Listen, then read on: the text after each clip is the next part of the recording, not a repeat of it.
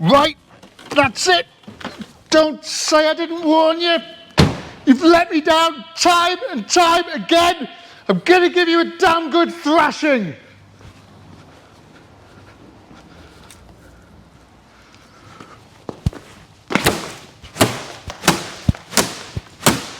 Welcome to episode 4 of the big BMW. This thing has been a pain in the ass. In a field, 13 years, got it working, took ages, drove it, went cars and coffee, came back, broke down shoelaces, and now we're back in the workshop. I need to turn this thing from brick to mobile so I can actually use it. Still haven't fixed the gearbox, and there is no alternator, power steering and fan belt. It exploded. So I'm now going to fit new ones, and I've got new parts over there. I need to sort the coolant out. I need to make sure I haven't blown the head gasket or anything by getting it hot. There's a few things I want to do today. Once I've sorted all that, got it up and running, we're going to take it out for another spin and see what's happened to that gearbox. Couple of excellent bits of news before I start doing this.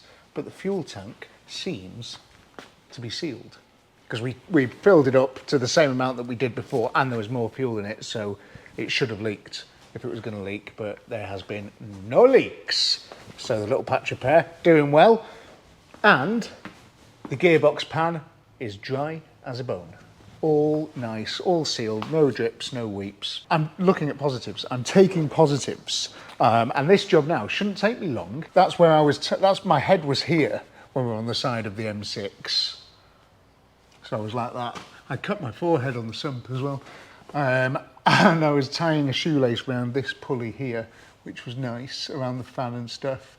The top pulley, I don't know if you can see it there, but listen. I'm going to change that. It just means like putting sockets in and scuffing your knuckles and stuff. So I'm going to get all that sorted now, and then we're going to fire her up and see if she comes to life. Not sure how well you can see it, but that's the idler there, the one with a sort of hex nut thing on it, but it's actually the bolt that goes all the way through the alternator. So I remember getting it out was a little bit of a faff, because it's got to go through the fan blades and stuff. There you go. It's I don't know, Schaeffler, and it was the belt and this 15 quid and 18 quid. Could be worse, couldn't it? I did think about getting a genuine one of these, but whatever. And you can see how it's smooth. Apparently that was my mistake last time. I put the ribbed end round it instead of the smooth end round it. So hopefully I won't make that mistake again. But every day's a school day. And if you stop learning, then you might as well shrivel up and die. You know? I'm always learning every day. So you can see on here, there's all that rubber. And I think as we were driving along, this was getting hot. The rubber was getting hot. So it was going around it. We stopped at Capping a Machine, and the belt just sat on it like that. And it just sat there and sat there and sat there while we were having pizzas and pints and all sorts of good stuff. And then as we went to drive off, it just tore it off. And then as it was going around, it was digging into it because there was bits on there. And then a mile or so down the road, and it went pop. So not ideal. There you go. So that's the diagram for the belt. I don't know what I was reading, but yeah, I'm sure it went over that. Anyway, that's what I need to do, and it shows that the flat side of the belt's going to be on there. So I'm going to throw it all around that now. It's going to be quite difficult, and quite difficult for me to film because it's in that bit there that I can't even barely get my hand in. So I'll do that and I'll show you afterwards. If you believe everything you read on the internet, which you probably should, that belt is now routed the correct... Oh, I pulled the car off the ramp. The correct way, which is great news. And it was really hard to do because the tensioner bit there was a bit mashed up. So what I had to do is pull on the belt to get the tensioner and then hold it with a crowbar, and then I could slide it around this power steering pulley, because the thread in there, for some reason, it's a stupid like Torx 50. Just put a bolt on it, put a hex thing on it. Why make it so hard? Anyway, I'm going to drop her down, put the air conditioning belt back on, drop her down, fire her up, and yeah, see what happens. Okay, coolant's topped up, battery's connected. Where's the key? Fuck, every time. I don't like leaving keys in cars when the doors are shut.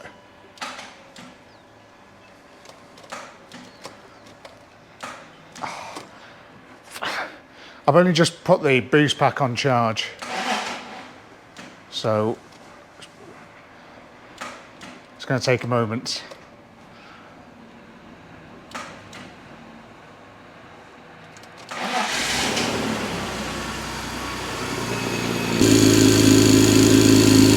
Almost sounds like an exhaust leak or something.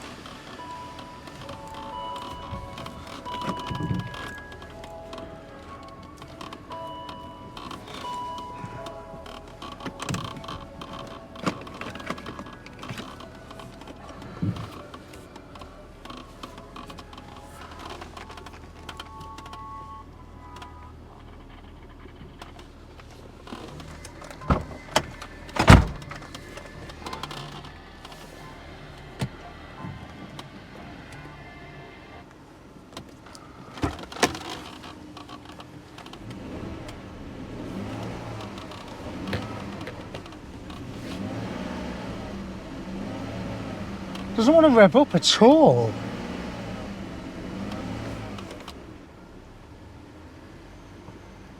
Where's my code reader? Not even moved anywhere, and trans failsafe mode just came on, but it wasn't on when I drove out then, but that's disappointing. But yeah, something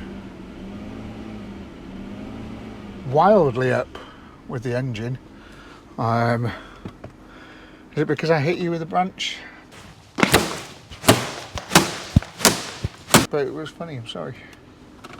Just trying to get a bit of charge into this battery as well. I don't want to turn it off and restart it, but codes found 6.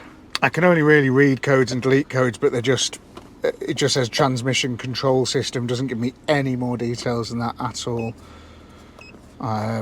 So I'll erase that one. And the other module, which is the engine, no codes. Why no word? Okay. Such a weird rumble from the engine.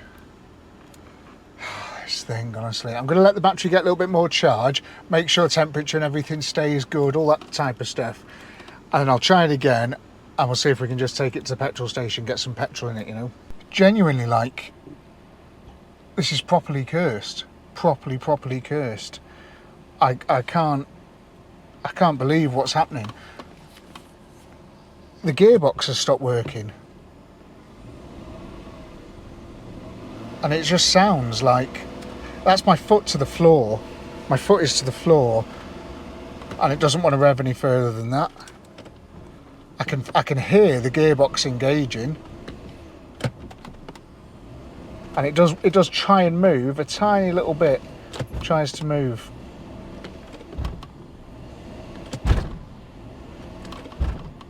Can you hear that? Whoa! There we go, it's just engaged. What the hell was that all about? This is so sketchy, this car. It might actually be Christine. That's really interesting, that though, because that has just pointed to the gearbox being broken. Because that's the first time that's ever done that, and I wonder if something's on its way out, has been throwing the trans failsafe mode, and that was it actually breaking then, and now I'm in gear. I'm just going to put it in the workshop just in case, you know, it never goes into gear again, but I'll try and move it backwards and forwards in the workshop now.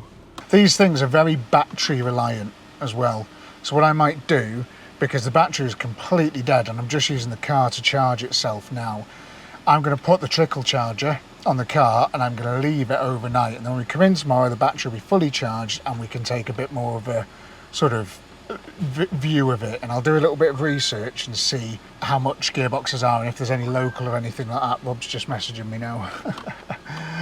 Okay, right, see you in the morning. Overnight this thing has been on charge, so I'm hoping there's going to be volts aplenty in this battery now. We're going to plug it back in and we're going to start the car, and everything is going to work perfectly, and if it doesn't, it's getting the branch again. Okay, here we are. So far so good. That's weird why the start motor is doing that. It's only just started to do that. Wonder if that's something to do with the gearbox. Like the start motor is dead maybe. Trans failsafe again. Immediately trans failsafe. Just try and see if it backs up.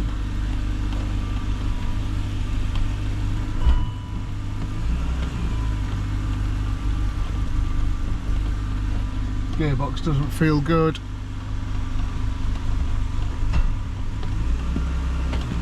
Yeah, it's exactly the same as it was yesterday. That's me putting my foot to the floor, exactly the same as it was. It sounds like it's going to explode. This is absolutely horrendous. What is going on with this car? I've just pulled more under tray off just to see if I can get a bit of a better look at this thing.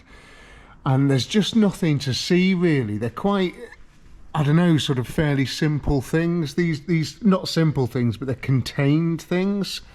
So there's not loads to like that you can sort of see. I've checked, like, it's not an electronic thing. It feels like there's something physical happening inside the gearbox. That's a little bit wet there, but I think that might be from the other day maybe. But you can see the torque converter and the flywheel and stuff there.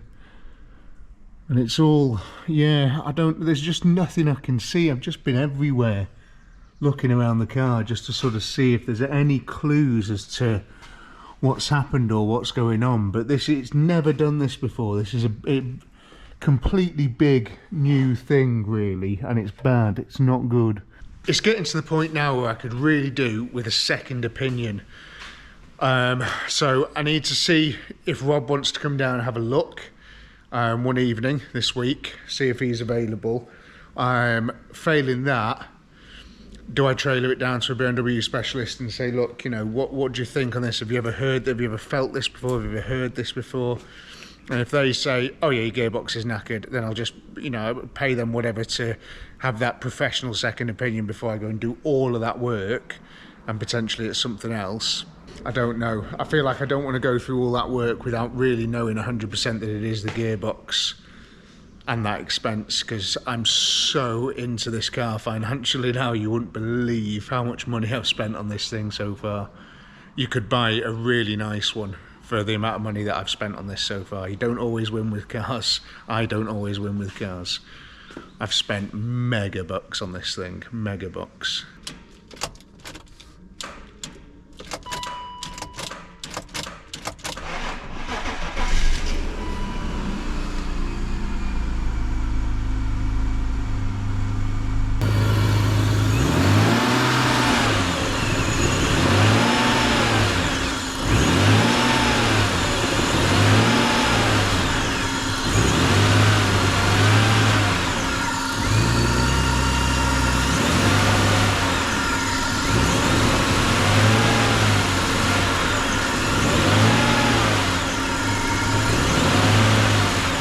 Most bizarre thing, doesn't want to rev up at all. Almost like because the gearbox is knackered, it's not letting it rev up. Engine failsafe program.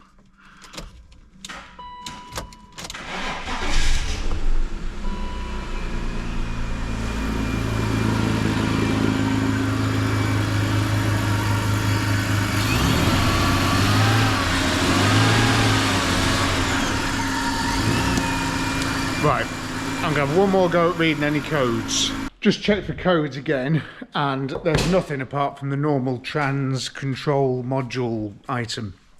I don't know what to do anymore. As soon as I hit the brakes, it's not happy, is it? No.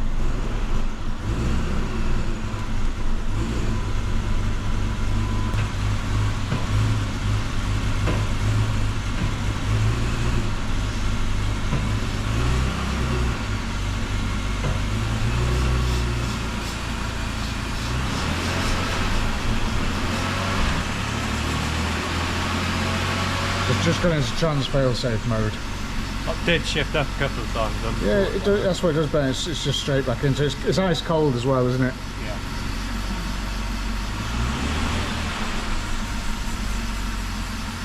Have you got the window up to hear this grumble?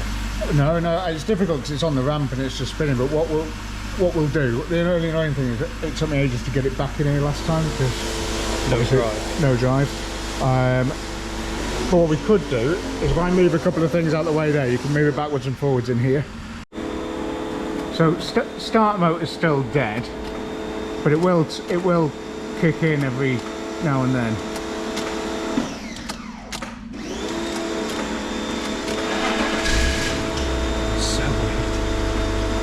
Honestly, it's nuts, isn't it? Right. So if I go reverse. Yeah, just send it back.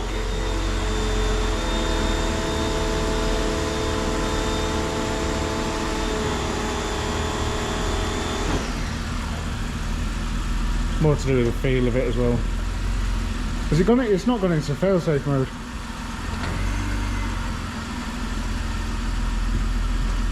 Right, give it a good rev.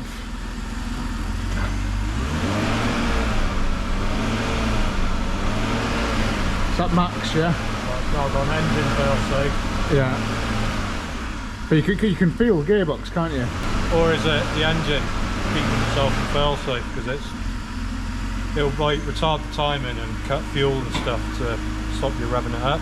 Maybe, yeah. But I'm also wondering, I'm not too familiar with these engines, but it cooked itself quite badly when we were driving back the other night. Well, yeah. That's what's put it in fail-safe mode. I'm wondering if maybe it's like put a code in there to like just stop you driving off without checking it. That's a good shout. It's not a bad idea at all. Bob's got his machine on it. What do you reckon? 10 codes stored in the engine ECU. 10. Yeah. This is the thing. My hotel is just it's useless. It just doesn't use anything. But they're all in German, these, so Bob has to use his phone to translate them. It.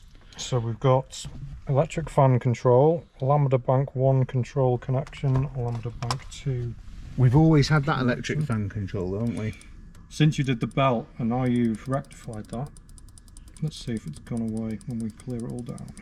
Camshaft signal sensor on the intake, camshaft signal position sensor on the exhaust, which will be... Exhaust's got a crank sensor. Be the Vanos system or not? I bet. Probably. Signal time measurement, true running disturbed. Engine throttle valve, HDK mechanical error, sluggish or sticky. Crankshaft sensor signal as well. So, I'm just try and clear it down. And then fire it up again and see what happens. The engine's coming up with this MDK code, which is motor dorsal clapper. Something like that, yeah. Yeah. Basically, it's the throttle potentiometer, so your throttle body. Something ain't happy. Something ain't happy. And we were, when we were on the side of the motorway in the pitch black, pulling this thing in and out quite vigorously because we were in a little bit of a rush and it was dark. And so we're wondering now if a wire's been damaged or something there, and then that might explain the engine bit, but maybe not the gearbox bit. But we're going to start here. So see this bit here? This is where the air is supposed to go in and mix with fuel, and it's controlled by this cable, and when you pull the cable the car goes faster because that's supposed to open, but as you can see it is not opening, so no air can go past. So the car's been running effectively on like full choke, so I think that's our problem. I think it's just stuck. It's because it's going to have got hot and it's going to have seized itself back in place because this was stuck when I... Do you remember when we first trying to get this thing running? Had exactly the same issue, didn't we? We managed to free it off, and touch wood, it's been alright until it was, oh. There you go. So let me just spray a load of greasy stuff on that, try and make it all nice. Still not going to full throttle, is it? No, but I'm now going to reset the adaptations because... Oh, to sort of like calibrate it? Yeah.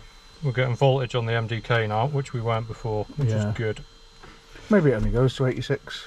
Potentially. Potentiometer early. Oh yeah, she's back. Need to get that ram air going on there quick. Let's just do it now. fix everything. It will. Yeah. Right, trans failsafe back in. Right. I think what I need to do is get Joe to move everything out there, and we've got to get it out on the flat, I think, so you can have a proper move with it. I would agree. But at least the engine bit's sorted. That's really good news. Yep. I can't hear any funky noise. Me neither. Even though the MAF sensor's off and stuff, it's fine. We've just built all the MAF sensory stuff back up, so everything under the engine bays, as you can tell by the bonnet being down, is back to spec.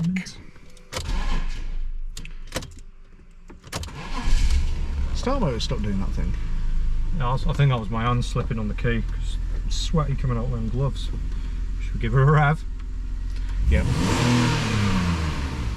Yeah, boy. Sounds like a dream, and there's no transmission fault. Just try and pull forward over to the rack. And no error codes. Yeah, that's not in failsafe mode, you can usually tell by how it reacts.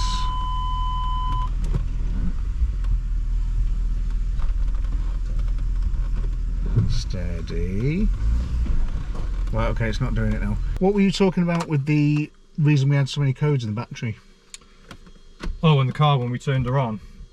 So when we were flying down the M6 with no alternator and just running on hopes and dreams, yeah, eventually the battery did die, and well, as you saw in the video, the dash was like a Christmas tree. Loads of lights, Blackpool illuminations. And I think because of all the low voltage while the engine was running, the ECU's obviously seen voltages all over the place, and it's just thrown every code under the sun into the memory. Just to be like, whoa, something big's going on here. Which it was. Yeah. No power. So so you're gonna. So that was what all the things were clearing down. They've not come back on. We've got no lights or anything. So that's good news. So I'm happy that none of those errors were genuine. Nice.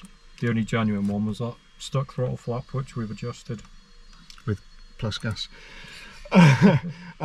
Right, I'll leave you to it. I'll go and move some stuff. One of my favourite things to see in life is Rob opening the cover to an ECU like he's going to be able to do anything in there. Yeah. All I'm doing is checking for corrosion, because this is the gearbox ECU off the car, and when we were trying to revive this first time around, Ben did clean it up, and he's not done a bad job, to be fair, but there is signs of corrosion right down in there. So Rob's saying I could have done a better job. Exactly. What he's saying. Always can do a better job. But that looks pretty pristine in there, which is good. So it could just be a contact thing again. Potentially, yeah. I still think the gearbox is knackered. I don't. I think it's electronic. Yeah, but you didn't feel what was happening the other day. Yeah, but I've also just fixed the limpo mode and it's gone. So. Well, so the other thing as well that's making me think, you know, the gearbox thing is I was trying to move it and it wasn't moving at all. The gearbox wasn't working, and it's because it couldn't open the throttle. Yeah, exactly. So let's get it built back up. We'll spray a bit more contact cleaner onto the transmission ECU contacts, clean it up as best we can again, and then good to go. But yeah, just as a reminder. Episode 1. I've kept that as a souvenir. It's pretty bad, that, wasn't it? It was. I've never seen a relay like that before in my life. Yeah. Crazy. Looked like it'd been in a fire. Trans failsafe. Joking. Straight away. Right, let's just move it out of here and we'll see what it feels like. Switch it off and back on again.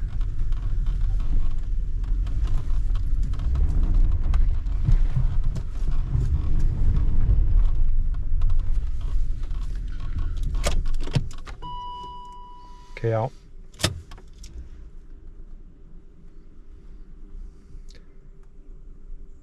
Open door, shut the door, sometimes does it as well.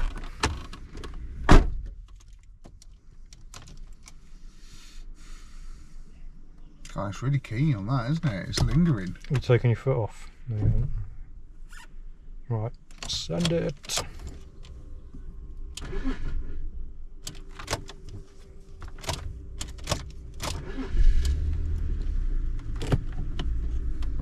First gear. Door open. Ah, it says it's open, but it's not. I can't remember if I cleared the codes down. We haven't got the laptop with us either, have we? Battery is dead. Done a little bit of inspection of, there's two connectors on the transmission. So we've got one here that goes into this little solenoid control valve, which tells the ECU which gear you want to select. And then we've got another main one into the box, which goes down and drives all your solenoids, sat under here. And thankfully there's no corrosion in there, but what I'm going to do next is we can twist this off, he says. There we go. And in there, there's some little terminals. So depending on which drive mode is selected in the cab, it should make some closed circuits on those pins. So we can do a bit of a resistance check with a multimeter, make sure that little box of tricks there is sending the right signals to the ECU. And then that's another thing ruled out. This represents that switch on the side of the gearbox. So do you want to show like... So there's 4 wires going down to that little switcher box down there. And when we move the lever, it will open and close a set of switches in there. So see, at the moment we're in park. We've got 3 selected. And you've got a gear selector position down here. Pop it into reverse. And we've now got 1 selected. So you're in reverse, everything else off, reverse showing, neutral, different ones coming on. And then drive, and we've got 1 on. Yeah. So, which is my diagram loads up, we can just double check across.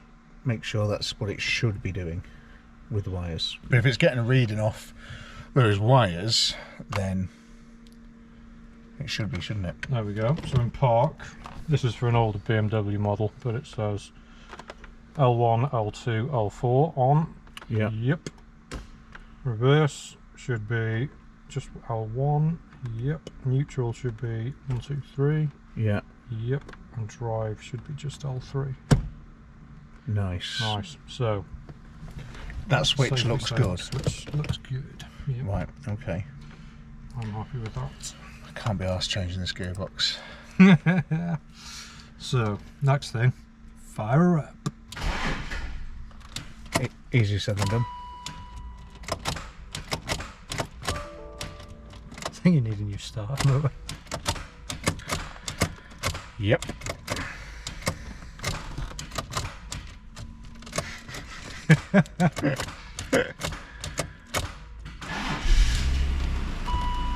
Okay, so we're in transfer safe. Let's go back. Same error again. What is the error that comes up that's the same error each time? It's all I can find online about it is it's to do with a wire, a 12-volt wire being grounded when it shouldn't be. So that could be a break in a wire somewhere. But it seems to be a bit of a unknown code, which is always helpful, isn't it? Right.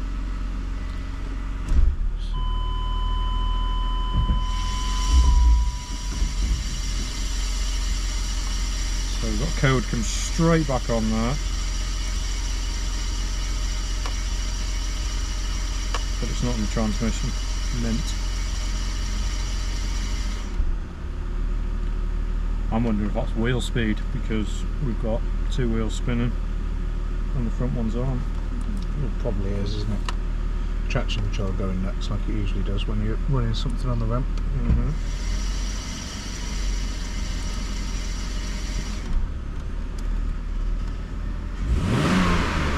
So we're not in transfer safe now. Have you just cleared that off? There was nothing in there. Well, we're not in transfer safe now. Nope. Right, so we're in gear now. Tell them in gear because of that fucking brake disc screaming.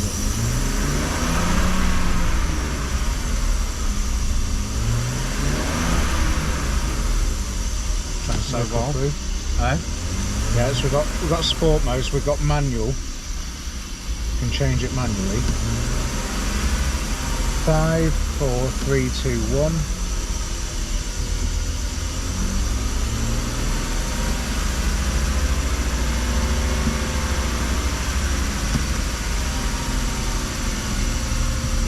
doing it, isn't it?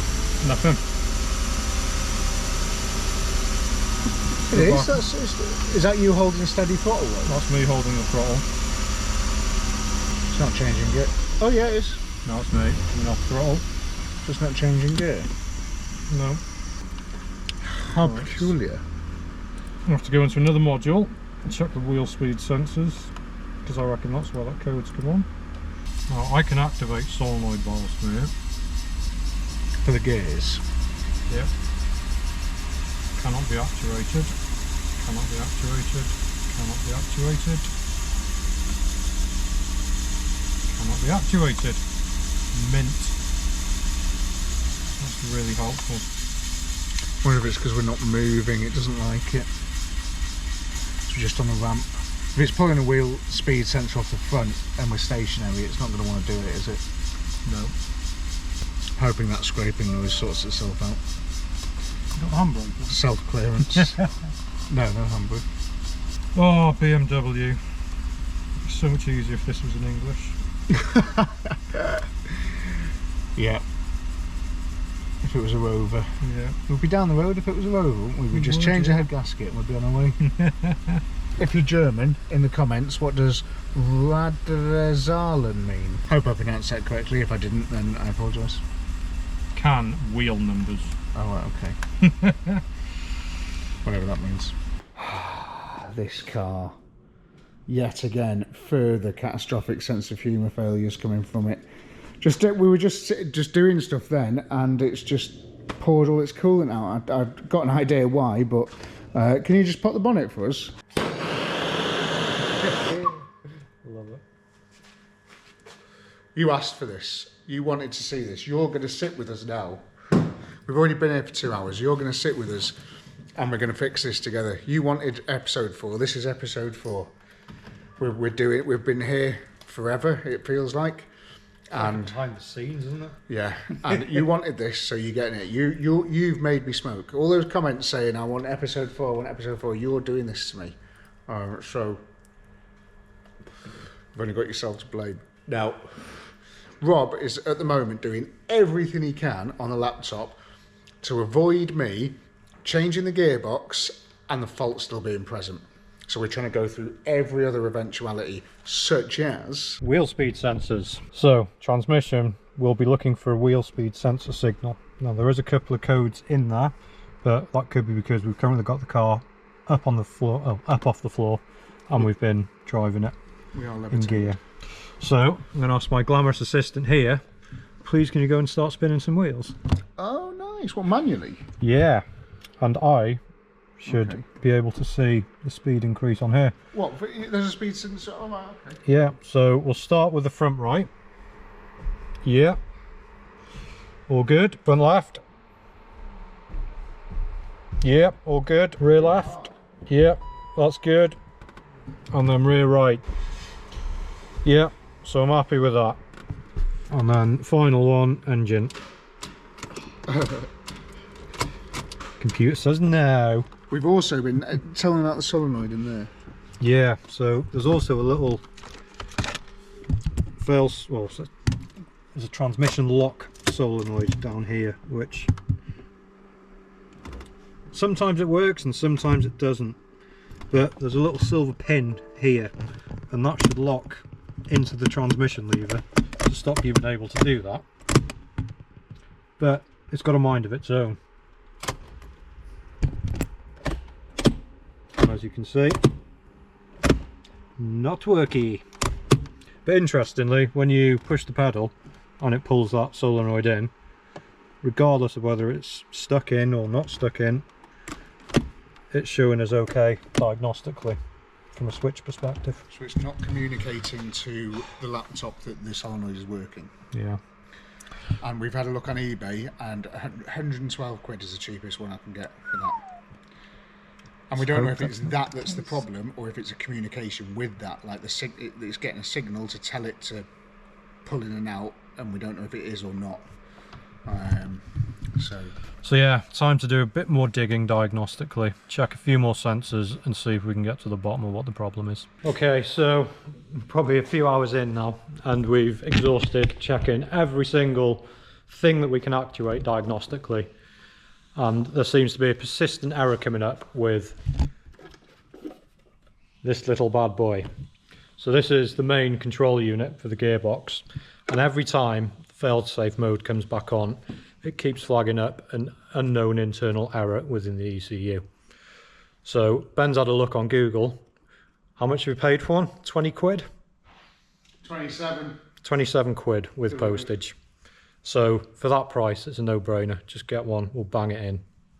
And then failing that, it's a transmission swap. This car is a pain in the ass, but hopefully that's going to, you know, let's just wait for that couple of days. Everything's a couple of days away, isn't it? All the time, everything's a couple of days. So we'll do that, and we'll put it on, and Rob can code it, and then if that doesn't work, on to the next thing. I hope you enjoyed the fun little video on the Citroen ZX. It was a good laugh, and yeah, it's a mint little car. If you want to own this thing, you can go onto the Tasty Classics website and pay £1, and you might be able to win it and come down here and pick it up and drive it away. If you don't want to enter the raffle, if you fancy it, go on the website and buy some merch, buy like some t-shirts or stickers or something like that, because this BMW is getting expensive. It's getting so expensive. Gearbox ECU has arrived and the starter motor has arrived. The starter motor was only 80 quid. It's not too bad. And I know you can rebuild these things if you want, put new bushes and stuff in them. It is possible, but if time's an issue and you just want to get the job done, 80 quid for a new one's not bad. There's potential. I can just put the starter motor in. I say just, it's a bit of a ball ache of a job.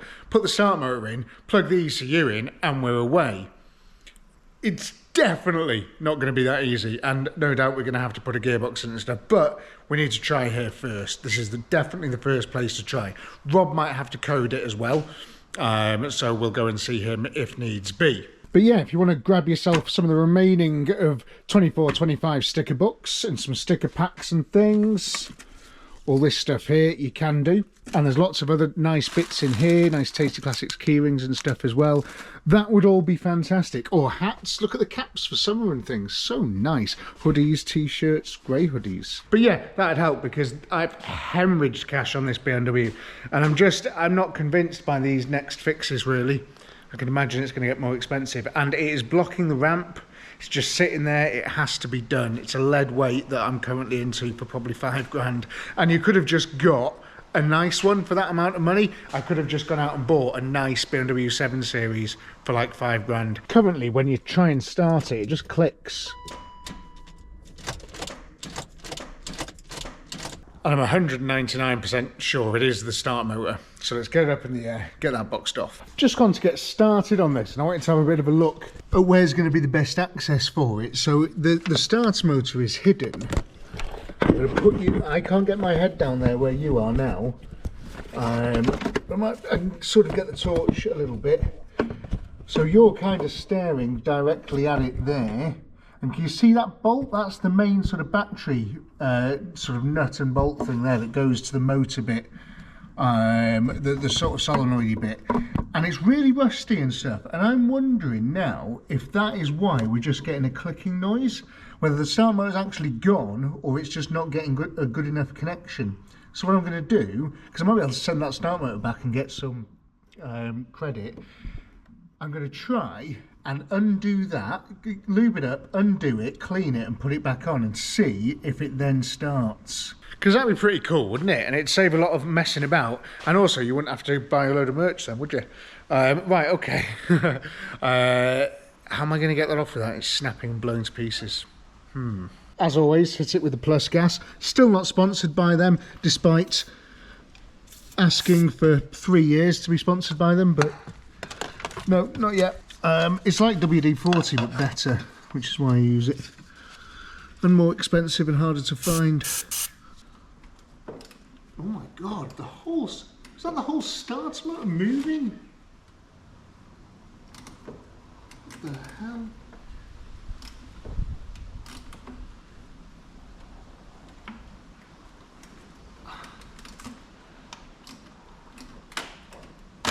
Oh my god. It's just snapped. Something snapped anyway. Right, take the battery off because it's going to set the fire.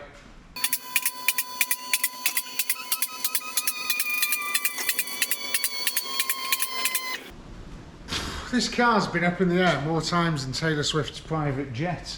I might be able to get to this a little bit easier now though. This is the new starter motor, and you can see there it's got these two connections. I think that one stays like that, but that one is the one that I'm trying to take off at the moment. Basically that big wire goes to, and then you've got these connections on here as well which do something. But this bit here, that is all made out of plastic, that's not metal, and as I've gone to do that, that whole thing's just snapped off. Yay! But now I can sort of see it a little bit better there, so I'm just going to work my way through those bolts, just try my best to get them off without breaking the wires, and then take the start motor out, which I think is 2, maybe 3 bolts.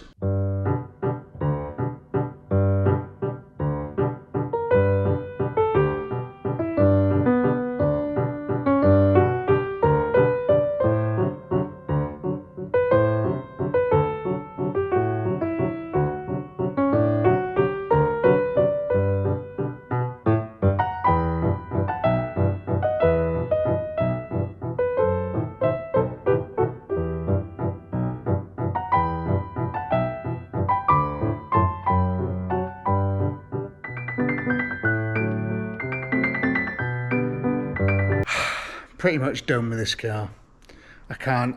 Everything I touch just turns to shit. Every single thing I do is a nightmare.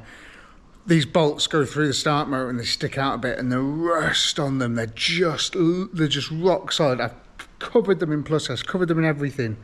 I can't, this top one, so there's 2 bolts, right? I don't know if you can you see these? So there's that one there, and that one I've managed to get out absolutely fine, right? That's no problem. But that one there, see where my finger is? There. That bolt it's rounded now. Because they're that stupid, they're not even a bolt, they're just this stupid E14 thing. But it's rounded now, and I can't smash a socket over the end because there's no room here. I can't do anything. I can't get onto that, and it just does not want to turn. It is locked solid, and every time you try and turn it, you've only got a millimetre to play with there, and I've managed to get it out. You can see how far I've managed to get it to to come out, but it's just nowhere near. So I've got no option but to cut it off, and I can't get anything in there to cut it off. I might have to start draining coolant and all sorts of stuff. Oh man, what a pain. I'm going to carry on with this and just do what I can because I've got no choice.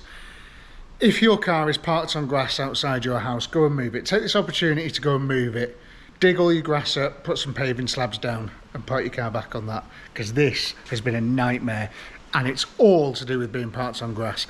The corrosion on the starter motor bolts, the corrosion on the gearbox bolts that we're doing now, because these are gearbox bolts as well, corrosion on all of them, awful. Like some of the worst I've ever seen. It's terrible.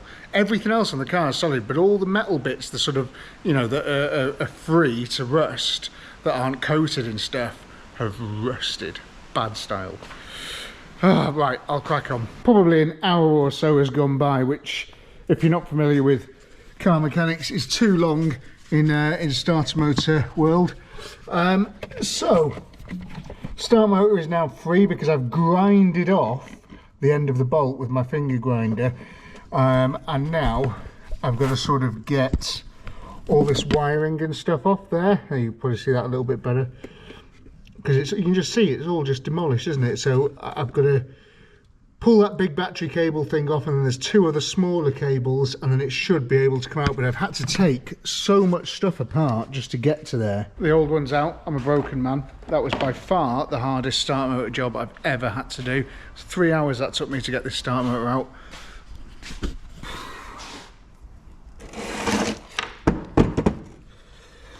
That's the new one. This is the old one. Just mush. Absolute everything is just dead on that. It's absolutely knackered. Really, really bad. Thankfully this one's got all new nuts and stuff, but yeah, just all turned to dust. And having to sort of cut that bolt out. So I've got to try and find a bolt that's going to work in stock now for this, so I can put it in the new one. And hopefully putting it back in will take mere moments, minutes. I'm going to do it now quickly because the sun's creeping in, it's getting late. 3 hours to remove and maybe 15-20 minutes to put it all back together. That's what rusty bolts do to you. Right, okay. Let's see if it works. Car's probably going to explode or something. Oh yeah, battery. We'll pop this one on there. Let's just tighten it down. There we go, lovely. That's good news. It works. Which means I can move the car off the ramp, which is important. Just notice the transmission is going into trans fail-safe mode. Now, I'm done in with looking at this thing for today. So I'm going to park it there. Quite literally, and we'll do the ECU tomorrow because I might have to go and see Rob anyway. So I'm going to get cleaned up, put my tools away, and we'll revisit it tomorrow. But that's quite a difficult, big job out the way. I have in my hand here an electronic control unit, ECU, that controls the gearbox. This one I bought off eBay and it says BMW 5 class. This isn't one of those, so I hope this works. Oh, so you're going to take that one out to take this one out. Okay, nice one, BMW. Yeah, that's fine. You carry on. Right, so now I can get access to this blue box. Okay. Out. Right, now I can compare these two to each other to make sure they're as close as they're going to be. So all the plugs, they look like they're going to match up. Now, which one was the one that I just took out? Right, this is the new one. So, so part numbers, they match up. And if the part numbers match up, it should mean that Rob can code this to the car. Installation is the reverse of something. Okay, and that slots back in there. Let's go and fire this bad boy up. I genuinely have no idea what to expect from this, but Rob has said, I put all this back together by the way, that just having the ECU not coded might automatically throw up trans failsafe mode, which it has. So without it being coded, we get instant trans failsafe mode, which is annoying. So I kind of need Rob here now to code this, but it's 10 AM on Wednesday or Thursday, and he's at work. That's annoying. Wonder if I could just maybe unplug the battery, plug it back in. I think it is going to need coding. That's the new ECU. I've just put the old one back in, just because when I moved it off the ramp before it worked, I want to see if it works again. I kind of want to just drive it to the roundabout and back or something. Just because I've missed driving it, really. Want to give it a go. What was that beep then? Door open? That's fine, we can deal with that. See, gearbox working perfectly now. See if it lasts. Just driving along normally, everything seems fine. Gearbox is working. It says door open on the dash, but it's said that forever. But yeah, all seems to be absolutely fine. It's working. I just wish it'd stay like this. I just know that the trans failsafe mode is going to come back in. I just know it as soon as it warms up or something. And that warming up thing, when it comes back on, it does make me think it's fluid related as well, because the fluid is the one thing that cools the gearbox, and if it's still full of crap and it needs another flush, then maybe that's it. But I don't know, I think I'm done flushing oil. It comes on again, it's probably time for another gearbox, isn't it? Just done a few miles in it there, and yeah, it was absolutely fine. I need to go home and get a load of bin bags and stuff for the bin here, because I'm doing a bit of a clear out. And I'm wondering if I should take this and just fill the boot with the stuff, and then I can have a bit of a test.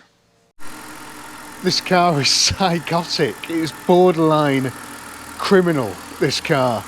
I've just noticed there was some water was dripping, and look at that. The expansion bottle's got this huge crack in it. Look at that there. You see the water just bubbling out of that there. Unbelievable. What the hell? Oh, it just can't be anything else. just, everything's going to be brand new on this car soon. Right, I'm going to jump in the office, I'm going to order one of those because I kind of needed to replace that anyway, which is why there's a cable tie on it. So I'm not too mad about that, and they're not too expensive. I'm going to go and order one of those, but it means I can't really road test it because there's coolant pissing out of it.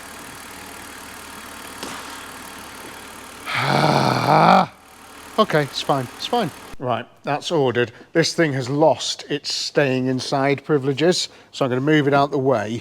I'm going to park the Rascal inside because that is the most gorgeous vehicle in the world ever, and it's going to live inside. And this one is going to live outside in the cold. Hope it gets struck by lightning or something. Anyway, yeah, 25 quid for an expansion bottle, not bad. I'll get that fitted when it arrives. Just every delay.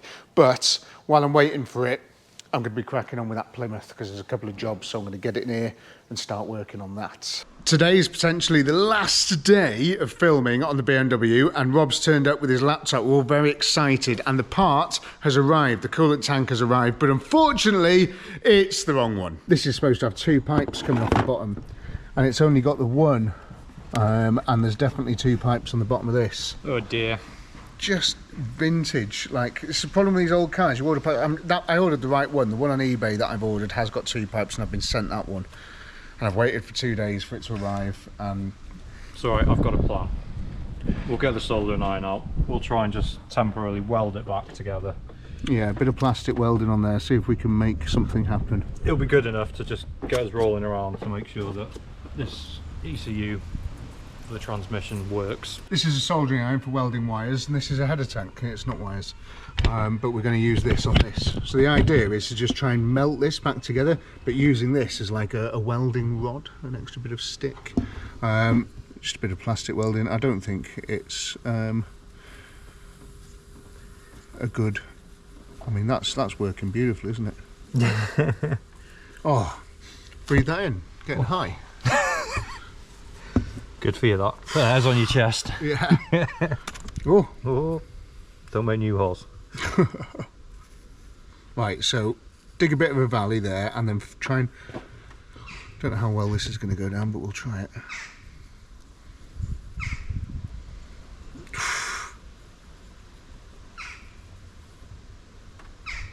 Oh, It's hard to see with stinky.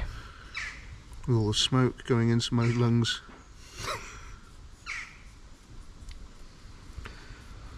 At least the day's going to fly, eh?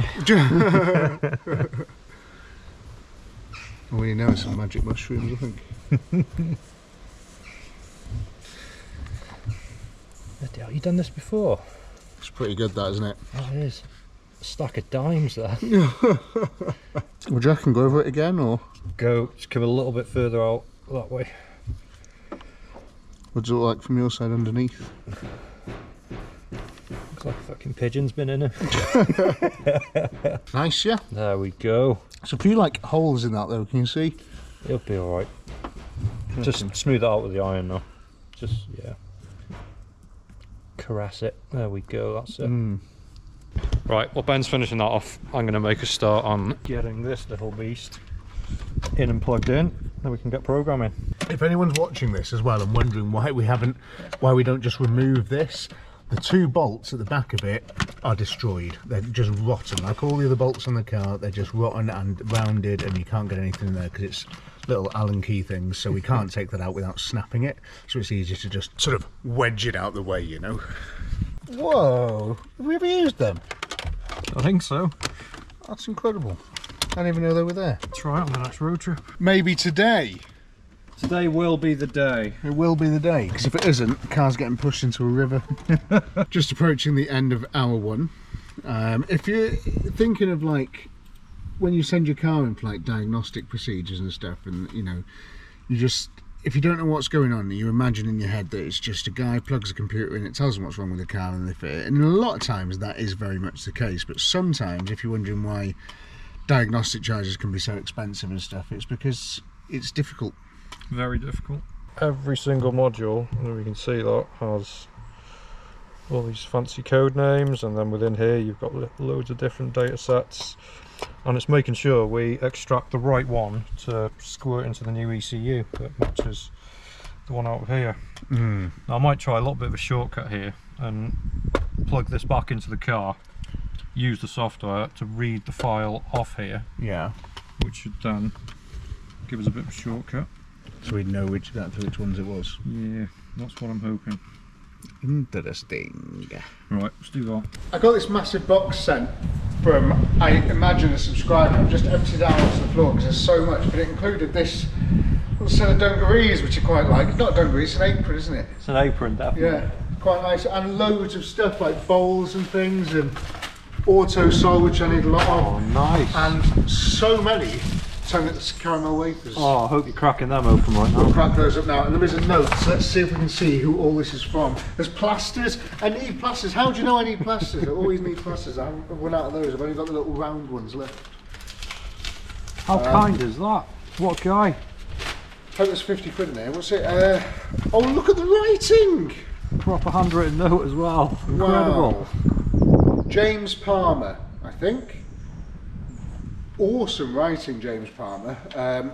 Enclosed a few items which I hope you'll find useful, and I'll read the rest of it in a moment, but that's awesome. Thank you very much, James, that's very good. If I've read your name correctly on there, because your handwriting's so nice, it's difficult. And I really like this. Do you remember Home Improvement, that show? Reminds me of Home Improvement. Does it come with an instruction manual as well? It says it's made in Lancashire, properly. Heavyweight 14-ounce denim. And it's adjustable as well. I really like it, it's really good. Utility Brighton. What a cool present. End of hour 2. I'm really enjoying this apron. I think I may never take it off. Thank you very much, James, for all that stuff. I'm really enjoying the Tonix. Thanks, James. Very, very kind of you. Really appreciate that. You don't have to send me anything, but that was really cool that you did. Takes the edge off the pain of this BMW because we're in hour 2 and it's still not working. No.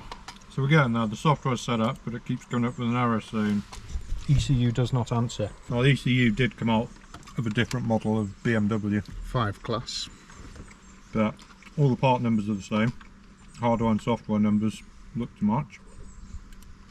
So I think I might just have to do a bit more digging and try and find out if I've got to make some more configurations and just force it, like that option there.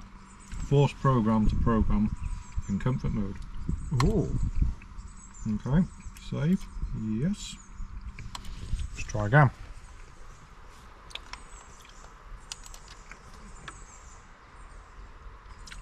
Oh, still not working. Not this car, honestly. It just doesn't want to work at all, does it?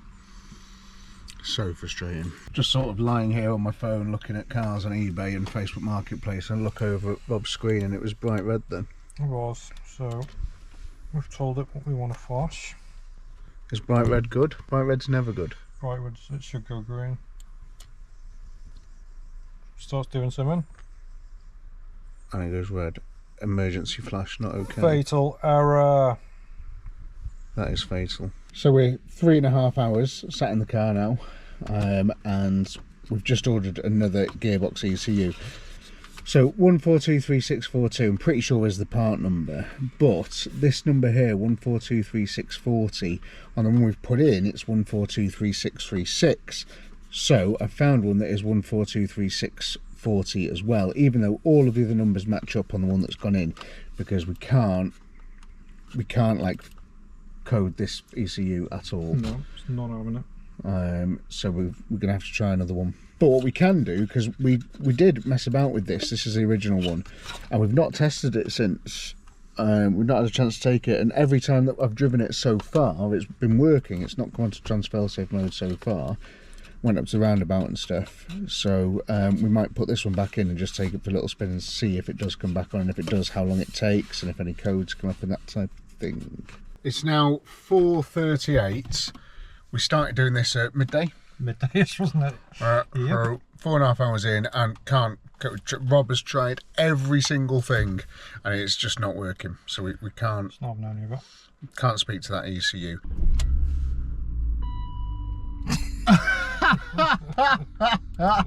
Well, how come? It was fine before.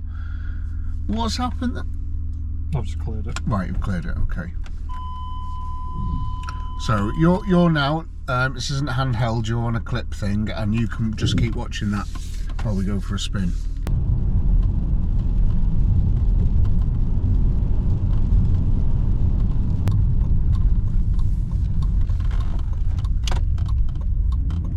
Immediate transfer, so we've made it, I don't know, half a mile down the road, and same issue that's always been coming up.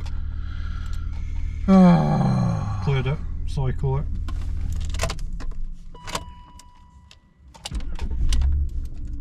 Straight into it again. Straight into it again. Popped hood. Hood being popped. Just because it worked the other day, just check and make sure I've not put any cables in correctly. It smells a bit burny. Yeah, it's probably this that definitely has not worked. Oh god. Oh well, at least we tried, I suppose. But yeah, that doesn't work. So I think it's stopped the leak dramatically though, so it'll get us around the block. Right.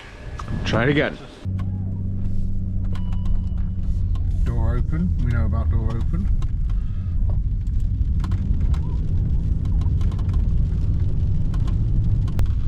There's a Tesla in front of us as well. Evil thing. Evil Tesla. It's raining as well though, that's quite nice. It hasn't rained for a while. Keep the dust down. We've just cycled it quite a few times. And ignition on, clear it, ignition off, key out, ignition, that sort of thing. And the gearbox is now working, so we're just going to go to the petrol station, put some fuel in, and we're just going to see if it comes on, if we can just cycle it off, because if we can, sure, it would point to an electrical fault then, wouldn't it, rather than gearbox. And interestingly, I'm watching the gear conditions. This change down gear is continually illuminated, although we're not changing down gear. Interesting. Well, is that because my foot's on the brake? So change down gear is foot on the brake, surely? No, so when we got this spun up on the workshop the other day, and it was on the ramp, yeah, and it was playing ball. So when I was manually shifting gears, yeah, there'd be no lights until I shifted down, and then that would come on, and that would come on when I shifted down, and then that would go on when I shifted up. Interesting. Okay. This person in front of us has never driven a car before either. She's Okay. a feisty old girl when she's got some gears, isn't she? Oh, yeah, boy! She's fast. When I turn the traction control off. Powerful old best with her hedge finders on, isn't she?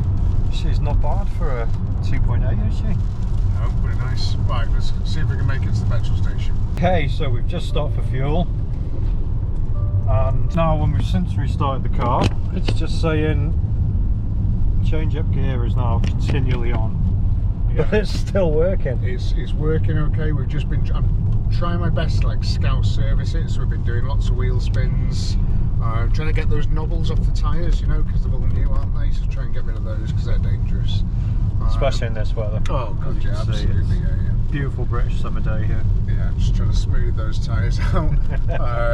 And yeah, I mean, so far so good. We're just going to keep driving around for a bit and sort of see where it goes. It's going to come back into it, but that's come back on. But still working.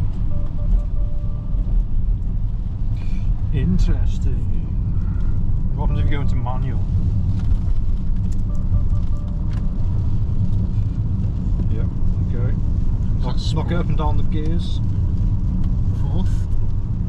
So that's now changing it.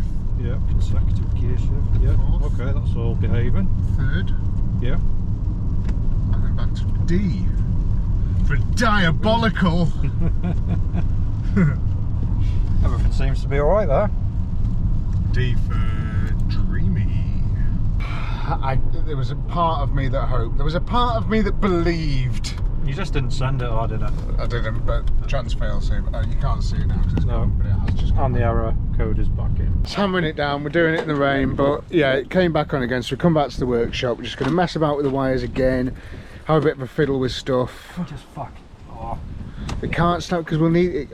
I suppose we could just wedge it back in afterwards, couldn't we? But So annoying. We've been trying, and I think, as Rob just rightly said, that I think we have reached the limitations of what we can do with. We must have ploughed the best part of 12 hours into trying to do something with this gearbox now. Yeah. It's no more fun. No, and I've got to make some other content. I have to do some other stuff. Me sitting in a car with Rob doing this for 12 hours is not a good content to make.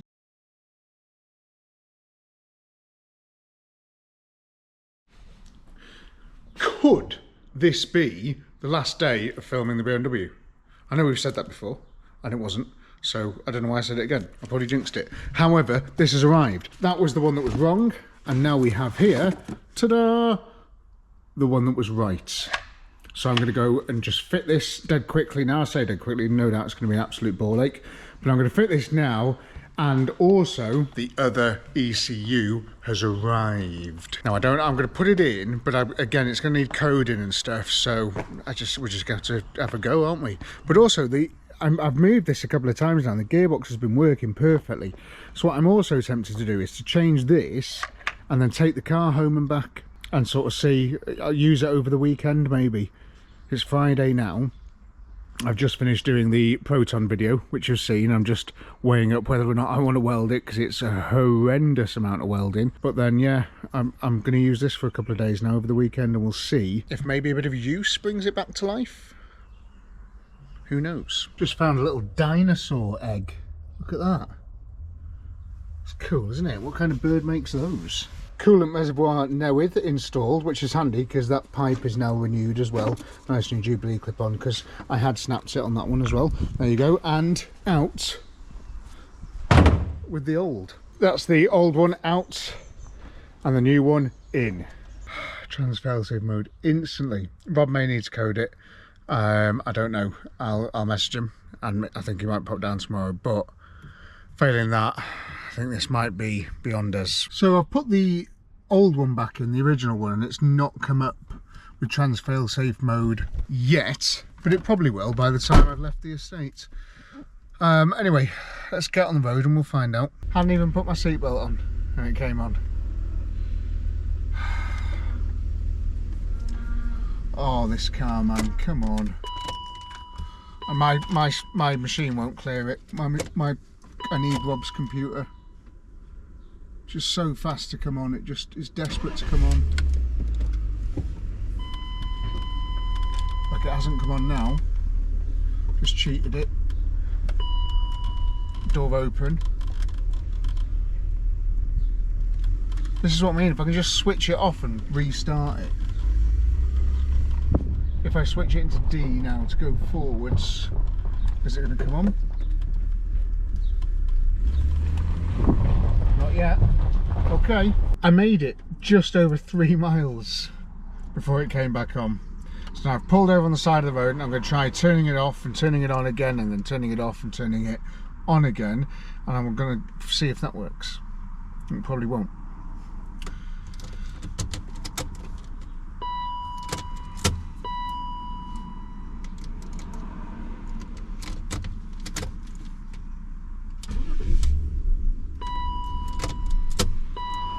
This is why the start motor blew up.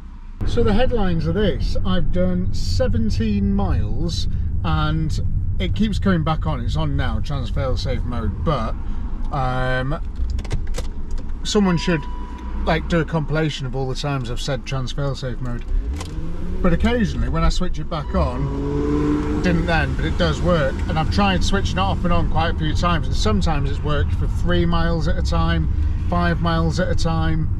And it just works fine. I think, oh my god, is it fixed? But then it just comes back on again. But it's like it's getting better almost. I honestly don't know. It's very, very weird. I'm gonna try and use this car for this weekend to just keep trying to do that, switch it on and off. We might have to stick another start motor on it, but whatever. It's the AM, and I've just been to Machine Mart to buy lots and lots of items that are going to aid in the reconstruction of a Proton Satria GTIs. And it's Saturday and I'm going to go and get very, very dirty, which is good fun. But the more fun thing is, as you can see there, the gearbox is working. However, it will come on again. but it does work sometimes. Let's just keep doing this for a bit. There's a strange man inside the car. Oh. Oh. Been unchained from my post. Back again, it would seem. Having nightmares about this thing now. Yeah, I know, and me. It's got to that point, hasn't it? It has. It's not fun anymore, this one. No. It should be working with all the stuff we've done. But the new ECU's in. Rob's going to try and code it to the car, and we'll see if it keeps coming up with the same fault. If it does, send it down to the auto sparks to make sure that we've not got any little things like earthy errors or split wires or anything like that. And then if he comes back and says it's all good, then I'll put a gearbox in it. Last resort, that, I think, isn't it? Because it's one of the things that it's not just putting the gearbox in. There's all the way this car's behaved with bolts. You've got all the exhausts got to come off. You've got loads of other stuff, prop wise, you know, all this type of thing, and the bolts don't want to come out of anything, and you start messing about with everything down there, and it's just snappy. Everything's going to snap. Yep. Everything's going to break. You know, it's not a new car. It's not, you know. She's almost 30 years old now, isn't she? So, yeah. Everything that I'm going to touch, taking that gearbox off and out of the car, is going to be a nightmare. I know it. What are you doing? Got the wrong mouse. Why'd you? Oh, right, okay. One mouse has died. Keep them on the roof. Yeah. Really need to get myself a new laptop. If you fix this car, I'll get you one. Oh, mint. See you in 5 years. This is very reminiscent of the other day, but there's a bit of a red screen going on there. Oh dear. Doesn't want to know. So why do you think? Do you think it's potentially like a software thing? Like you might need it's different stuff, or what do you reckon? Potentially. It's when we first plugged it in, there was a load of error codes in there, and now it's just like doesn't want to read it. So I'm at a loss. I really am. Well, yeah, I think, you know, we've tried everything we can. I think it's potentially, and there's no shame in handing it over to someone who is a specialist and has that equipment and things. There's nothing, you know, no harm in that. If I was a specialist, I would have that level of equipment and things, but I'm not, so I don't. I'm not a specialist in anything. Specialist in bogging up cars. Specialist in buying sheds. Yeah, that's true. Right, okay, there we go then. I just love user forums and the amount of information you can find on them, because after reading into some similar issues, we've unlocked the problem and we're now programming. Look at that. Whoa. I've just been angle grinding a Proton Satria GTI, and then I just heard Rob shouting. I thought the beam was either on fire or something's happened. But we're looking good. 25%. So this is scary now. Imagine this solves all the problems. I mean, it's not going to, is it? But imagine if it did. We're never that lucky, but I know. Well, this isn't luck, is it, at all? There's no luck involved here. This is hard work and effort. So yeah, I know, we'll have to see what happens. So if this is successful, I'll talk you through the little changes that I've made, and hopefully it'll help people out in the future if they have to do this on their BM. Nice. Now we're on to the second bit. So what was the first bit? So the first bit was programming the boot sector. So that's to tell the ECU what it's looking for. Yeah. And we're now flashing in the data files. So this is all the specific hardware settings for this ECU and gearbox setup. Got you. Okay. I'm really convinced there that you understood all that. Yeah, I have an idea. I'm in that mode of just like, we're going to do this and the back windscreen is going to fall out or something. Yeah, you know, probably. This car is just that thing. Every time we feel like we're getting close to something, it gifts us with sadness. Programming okay. Come on. Way. Excellent.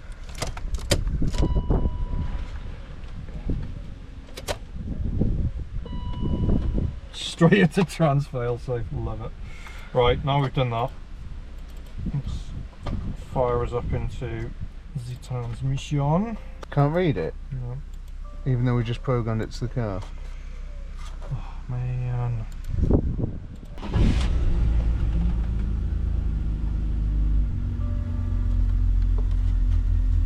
talks to the engine ECU, so let's just go and double check what's going on in there. So we can't get into that ECU to be able to clear any codes, like the trans fail-safe mode, and that's what we've just been trying to do for ages, is to code the ECUs of the car so it will let us in to clear the stuff.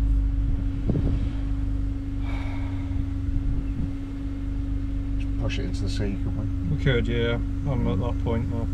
we? Yeah. So what's the verdict then, Sergio?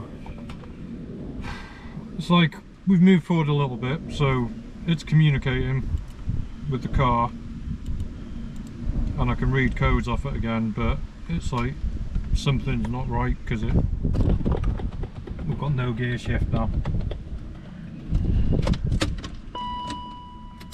And it's still in trans fail-safe. It's still in trans fail-safe, which is good, isn't it? And it's now locked in park, which Yeah. is fun. But we can always put the old ECU back in, but We can.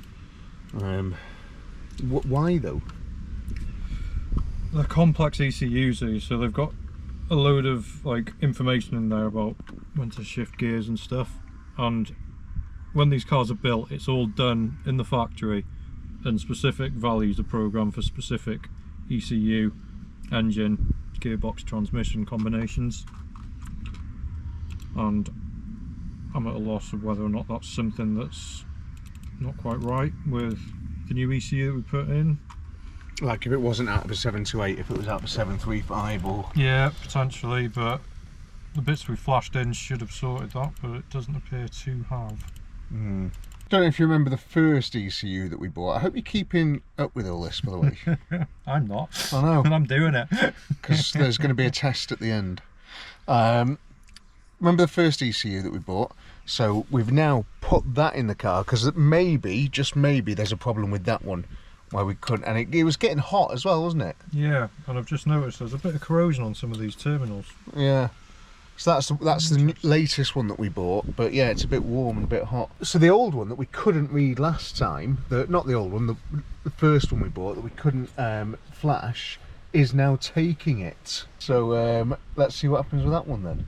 We're just going out on a test drive, but so far, so good. Right, we've just got back, and the trans failsafe came on again twice, but Only once. we stopped, and every time we stopped and cycled it, it stayed off immediately, and it's never done that before, but it just stayed off, and then it eventually came back on like it always does, but switched key off, switched back on again, and it stayed off for plenty of driving, and it was off when we got back here. It's never done that before. So, should we give the viewers a little bit of a demo of what we did? So, pulled all the ECU wiring blocks out of the plugs. So what do you mean out of the plug? Show them the actual plug. Where's the plug gone? So, this is how it comes, and then you've got this that locks into the ECU. So that stops your wires coming out as you're going down the road. Now within this, you've got a second little block of connectors, and in there you can get into all your wires, and with a special tool, aka needle, you can depin these wires like so, and you can inspect the terminals properly. So we went through all these before, and some of them still had a bit of grubbiness and a bit of corrosion in there. So broken out the Holt's electrical cleaner, and we've just been giving it a good spray, Yeah. making sure it's all alright, and then popping it back into the terminal that it was populated in. Not that I put it in the wrong one at all, did I? Because bearing in mind as well, we've cleaned the terminals on these ECUs 3 times already, but we've never gone this far with it. Rob's, you know, I didn't know these had an extra terminal inside them. Rob's only just sort of shown me that now. And we've cleaned all the ECU terminals, we've cleaned, you know, all these things with the pin before, and it's not made any difference, but it did when the car started, didn't it? Yeah. So It was playing ball, wasn't it? in like 25,000 episodes ago. So we just thought, let's just try this again and just go through that again. please, I hope this works. Oh my God, I hope this works. This car has been hanging over me so much. You all know, you've seen the videos, you know what's been going on. Especially if you follow me on social media and stuff, I've been complaining about it. Yeah, no, I'm just getting sick of the phone calls, like, more work to do on the BMs. Like, yeah. I don't want to know, mate. That's it.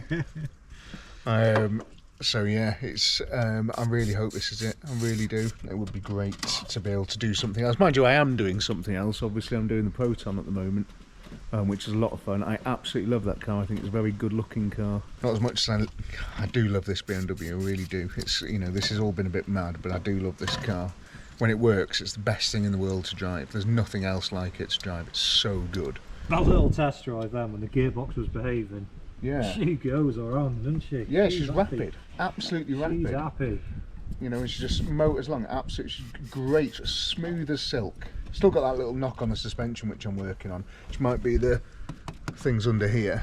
But yeah, really, really cool. I hope she works. We'll see. Still no dice. It's better though. It is improving slowly. It's so weird. It must be an electrical fault, right? Because it's like before when I went home and back in it, you know, this weekend, it's not sort of, if it comes into trans failsafe mode, it won't always let you sort of cycle it and clear it.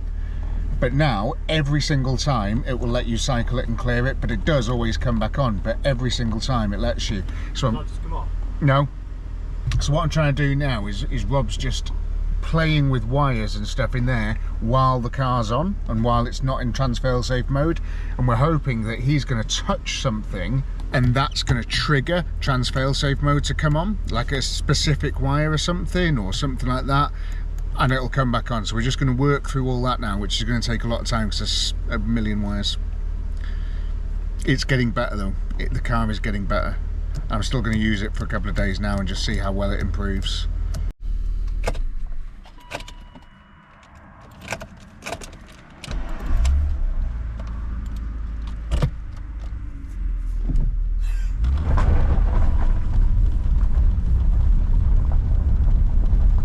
Yeah, straight back into it again. So it was almost like livable with before, and now it's just, it's going back into, yeah, it goes back into it straight away now. It wasn't before. So what's happened is today that's getting better. You can switch it off from the key and back on again and all that sort of stuff, but not enough to make it livable with. It's still not livable with. It would have to be better than that. I'm going to use it tomorrow and Monday, and then if it's still doing it tomorrow and Monday, then I will take it down to a specialist or to an electrician and see if they can find a dodgy wire somewhere. But we've tried everything. We have. There's nothing more we can do really. And that's it for this episode. I don't know how long this next part is going to take. It could take weeks, it could take months. If the gearbox is knackered and I've got to put a gearbox in, it's going to take a long time for me to find the time to do that. So don't expect episode 5 on the BMW straight away. Episode 5 mode. So thank you very much for watching. I still haven't fixed it, but this has been a long episode so far and it's boring as hell, no doubt, but we have made it better. I'm going to drive it for the next couple of days and see what happens, but thank you very much for watching. Thank you. Catch you later, guys. Bye.